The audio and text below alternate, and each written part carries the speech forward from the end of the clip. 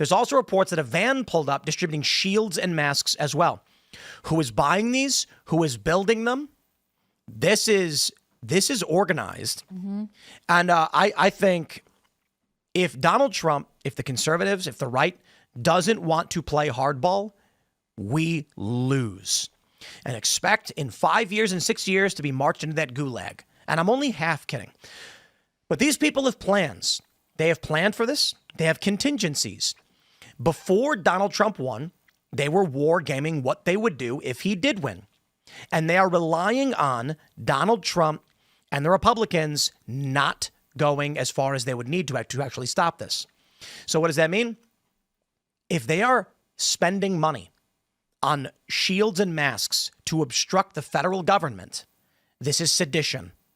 The people voted for a president to remove foreign nationals who have illegally entered this country, and to do so in large numbers. I mean, the Republicans swept everything.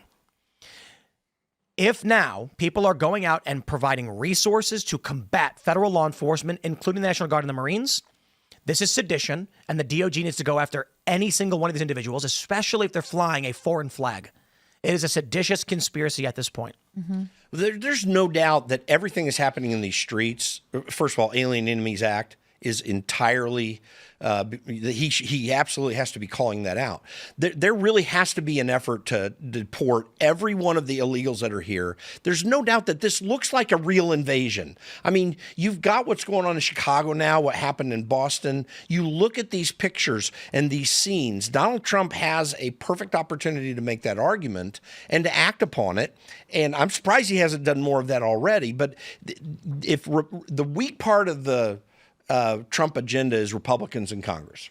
Let's just put it that way. Well, yeah, they've passed they passed the Big Beautiful Bill and the Lake and Riley Act this year, and that's it. No, not even the Big Beautiful Bill. It's still working. I mean, the House. The House did. Yeah, if the Senate does pass it, Trump gets something like $80 billion for immigration enforcement. Right. Well, and which is what we all voted for, really. I mean, that's what it's voted for. Yeah, listen, Republicans are in Congress are not going to react to this in a way that needs to be acted. Donald Trump does have a lot of the levers to do this, which will make Republicans look much better than they deserve. You're not going to see action in Congress enough on this, I don't think. I think there's some interesting things that are happening. Thomas Massie and Rand Paul, very, very popular, not so much now, because they are both of the opinion we don't want deficit spending.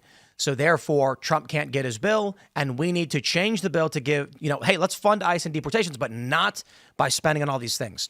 And people are pissed because we have very little time to enact these deportations before Democrats try and muster up power in the House. And then if we don't handle these deportations, the census will kick in, and that's going to shift illicitly power towards Democrats because they give themselves extra congressional seats and electoral college votes. The Republicans have to do this right now. They have to start deporting people. Otherwise, it's over. So 2030 is the date of the census. It doesn't matter if these individuals may have been popular. I still like, Massie and Paul, but I'm right now saying pass Trump's Big Beautiful Bill. Get it done because we don't have that much time. No, we don't have a lot of time. No, we don't have time. Actually, just you think about this legislatively, it absolutely has to get done. I'm all for the fight that Ron Johnson and Rand and them are trying to have to get something on the edges.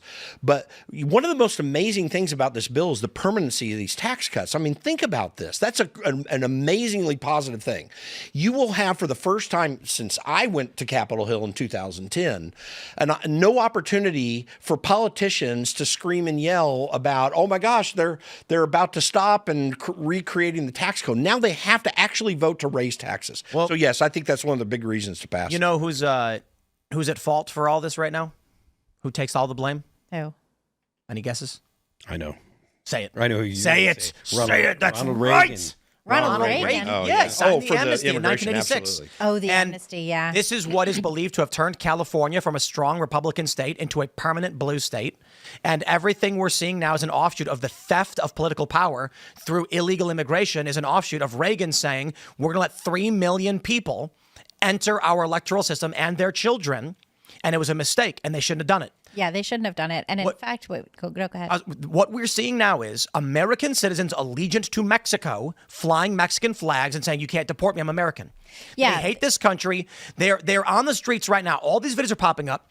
There's you know what? I'm going to pull up a video. You make your point. I'm going to pull this video up. I will make my point.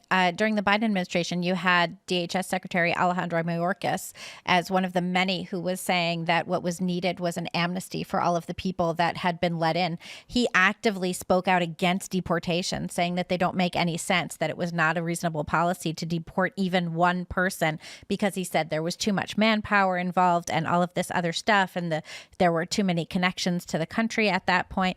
And this guy is the same guy that from the press briefing room in March 2021 said, we're not saying don't come, we're saying don't come now, let us get our immigration thing sorted out. And then they spent the entire 4 years creating semi-legal ways to get more and more people into the country. And so that now you had Alexandra Ocasio-Cortez, LaMonica McIver at this point, Chuck Schumer, all of the rest of them saying that we need these people in the country to do low-wage jobs because Americans won't do them. So they want them to do unregulated work for low pay, and then they want to give them mass amnesty and create pathways to citizenship. Thanks for checking out this clip from Timcast IRL. Make sure to watch the show live Monday through Friday at 8 p.m. Subscribe to this channel, and we will see you all there.